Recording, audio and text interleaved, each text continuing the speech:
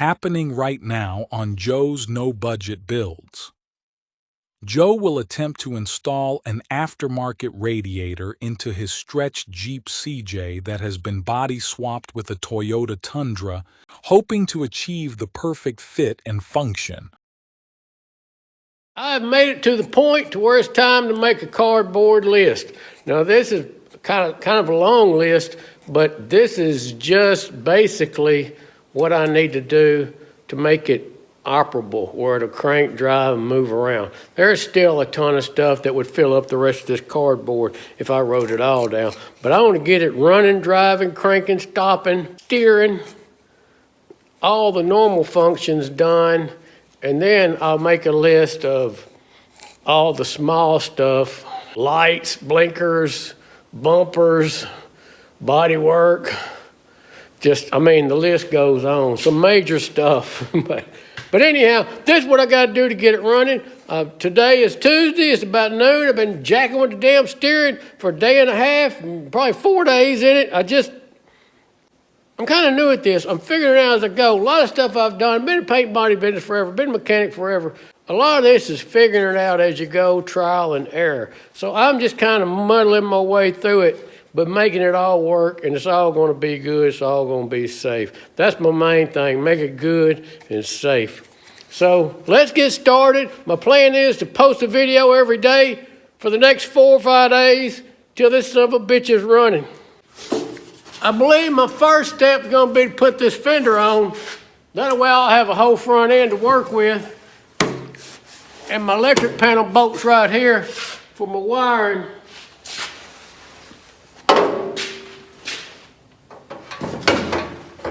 And it's only about 6 bolts.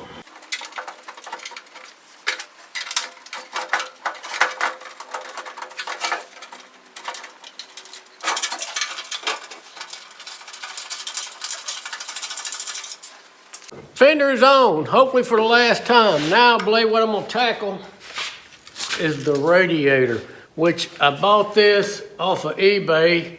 It's to put an LS in a Jeep.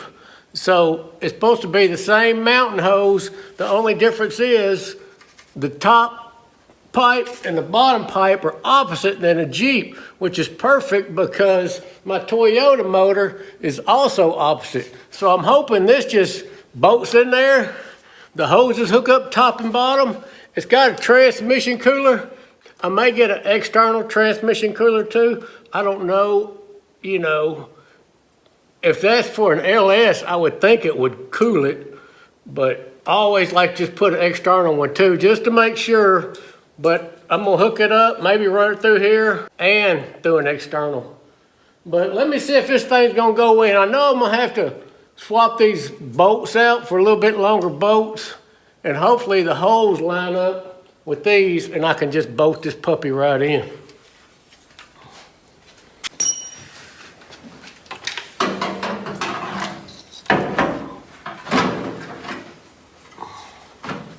Shit, nah, I know what you eat that.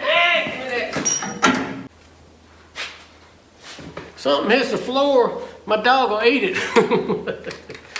He'll figure out what it is later.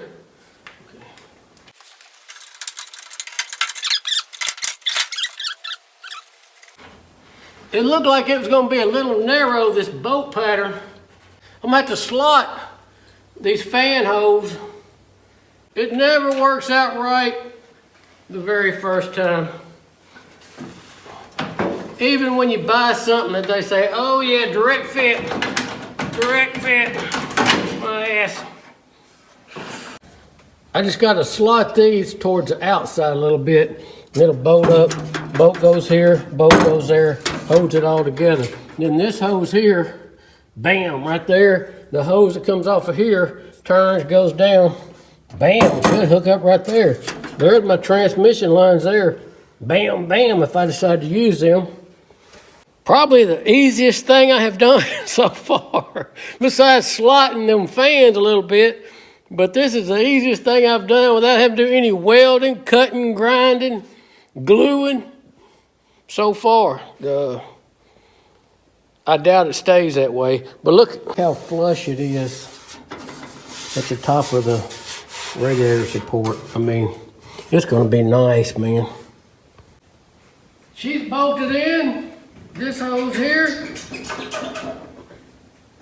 Perfect. The clamp on it. I'm not crazy about these clamps.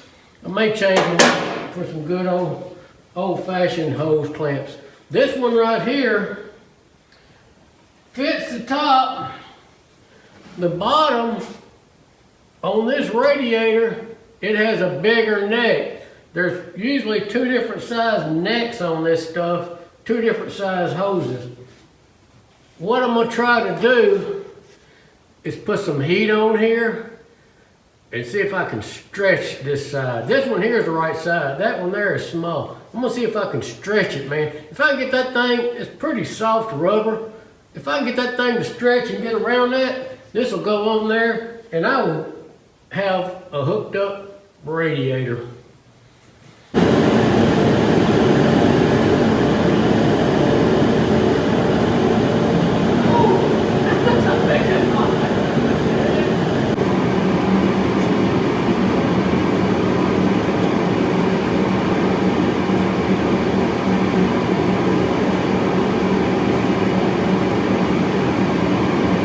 One thing I didn't have on my list is my heater hose. I'm gonna have to loop it back into itself, which shouldn't be no problem because I'm not gonna have no heater. No heater, no AC. I might have windshield wipers. None of the luxuries because I'm not gonna have no top or door, so heat won't do me no good. Maybe defrost. I don't plan on driving it in inclement weather. So I should not need it. If I do, I'll get one of them aftermarket heater boxes, stick it in there and just make it blow straight up to the window. But for now, no heat, no air. That damn radiator is hooked up. Bottom hose on, top hose on, bolted in the hose. I can hold some water.